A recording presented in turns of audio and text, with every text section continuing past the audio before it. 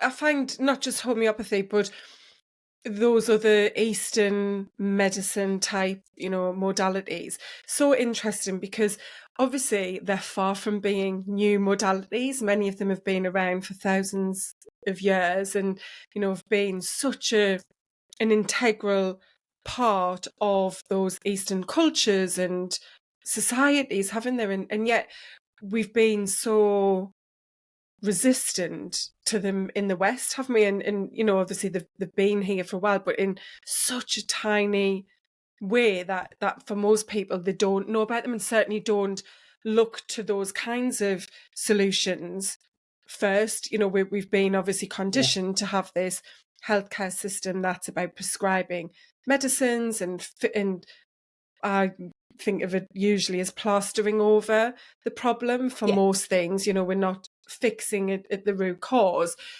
We tend to be treating it rather than solving the problem. So with homeopathy then, what exactly is it? To try and help someone who doesn't know, which includes me, very much about it.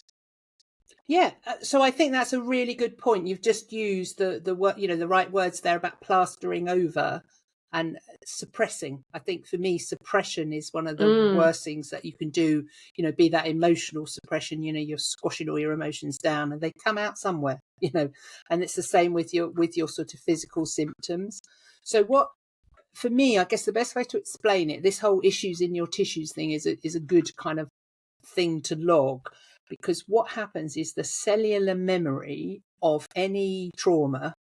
I'm not sure I'm mad about that word. It's become quite popular. And for me, I always think trauma sounds like you've been in a car accident or something. And it isn't. It's anything that's happened to you emotionally or physically that's caused you to not be kind of quite right now, cause some sort of imbalance. And what happens is that trauma is carried in your cells in your body, and unless you do something to clear it, it will always be there.